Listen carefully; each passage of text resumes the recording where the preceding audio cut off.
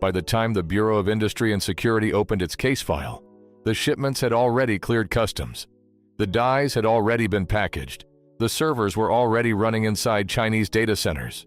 2 million silicon dies, routed through a network of shell companies, sourced from a foundry operating under United States export controls, and delivered to end-use infrastructure that sanctions were designed to prevent. The bullish read is that China did not try to survive the restriction regime. It went around it at industrial scale, and the technology is already deployed. The skeptical read is that a smuggling operation that gets caught and fined is the enforcement system functioning, that the loophole is now closed, and that a one-time diversion does not rewrite the structural contest. 3 rounds to score it. The first round is about what was acquired and why the scale is the argument. Huawei, or entities acting on its behalf, sourced over 2 million chip dies from Taiwan Semiconductor, a foundry operating under United States export controls because it uses American equipment and intellectual property, by routing purchase orders through a web of shell companies. The Bureau of Industry and Security confirmed the investigation and the resulting fine against the Taiwanese foundry, reported at approximately $1 billion, making it one of the largest export control enforcement actions in the agency's history. That number is public record.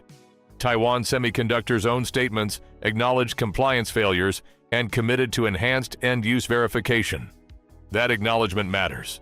A Tier 1 foundry, the most advanced commercial fabrication operation on Earth, confirmed that its customer screening process did not catch this. The skeptic's answer is that shell company diversion is not a new technique, and discovering it does not mean the controls failed systemically. It means one channel was exploited and then closed. A violation that gets penalized is, on this reading, the architecture working. The bullish side holds that the volume breaks that argument.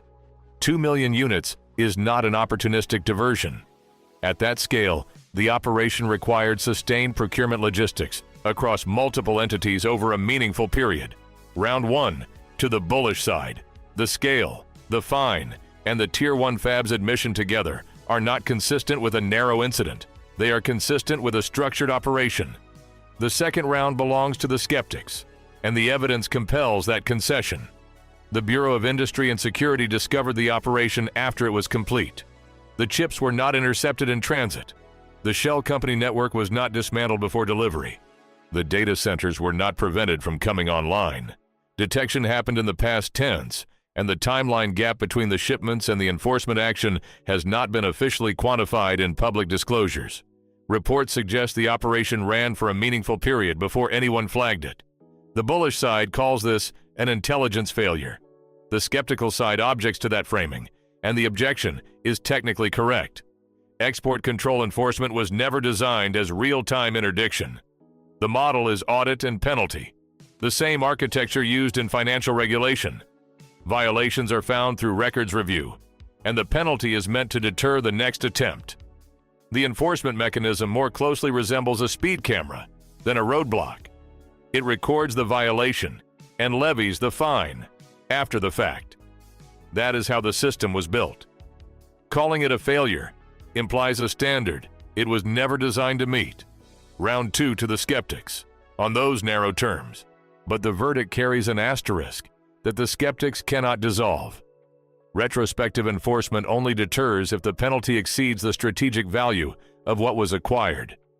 On that question, the evidence is genuinely unresolved, and that unresolved question is what the next round is actually about. The dies are not in a warehouse. Reports suggest they are inside operational data center infrastructure in China, meaning the compute capacity they represent is already being applied. Sanctions are evaluated by whether they deny capability. In this case, the capability was not denied. It was delayed and then delivered. The fine punishes the channel. It does not uninstall the chips. To render the volume physically, if each die produces a chip roughly the size of a thumbnail, 2 million of them would fill a modest shipping container. That is not a boutique procurement. That is a supply chain operation. The skeptic's strongest counter here is about process node generation. The specific nodes of the diverted dies have not been publicly confirmed. No technical annex from the Bureau of Industry and Security, no independent teardown, has established whether leading-edge dies were included, or whether the diverted supply represented nodes China could have developed domestically within a few years.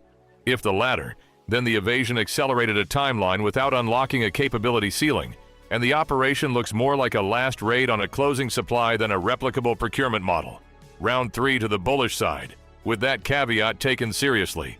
Even older nodes deployed at 2 million unit scale represent meaningful compute, and the strategic value of denied leading-edge capability shrinks in proportion to how narrow the access gap actually was. The round that settles the contest is not about the fine or the die count. It is about whether the enforcement action closed a loophole or confirmed that the loophole is the architecture. Taiwan Semiconductor has since implemented stricter end-use verification. The Bureau of Industry and Security has signaled heightened scrutiny of shell company intermediaries. On paper, the channel that was exploited is now monitored. The case for the skeptics runs through what the evidence does not show.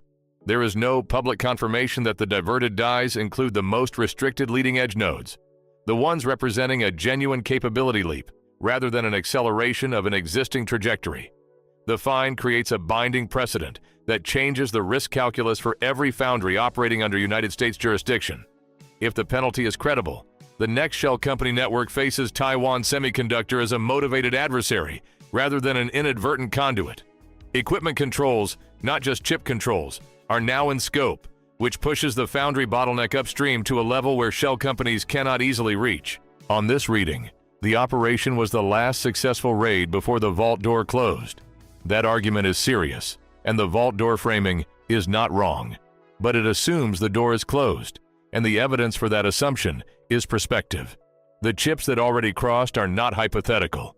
The tighter controls that will prevent the next crossing are. The analyst's ruling: the bullish side wins the contest, but not for the reason it usually claims.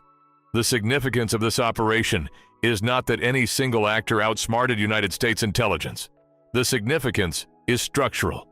A sanctions regime whose enforcement is retrospective and whose detection lag spans the operational life cycle of the restricted technology is a regime that taxes evasion rather than preventing it. The dies are inside Chinese data centers not because the rules failed once, but because the rules were designed for a different adversary at a different speed. The silicon die, 2 million units of it, crossed on shell company invoices, now running an active infrastructure, is the ruling exhibit. Sanctions that could not stop it from crossing are sanctions operating on a delay, not a wall. A fine of $1 billion sounds like accountability until you calculate what the deployed compute is worth to the party that received it. Round 2 went to the skeptics on the grounds that retrospective enforcement is how the system was designed. But is that design still adequate when the payload deploys faster than the audit cycle can close? Make the case below. And if this kind of forensic breakdown is what you come here for, subscribe and turn on notifications. The next episode scores a different round in the same fight.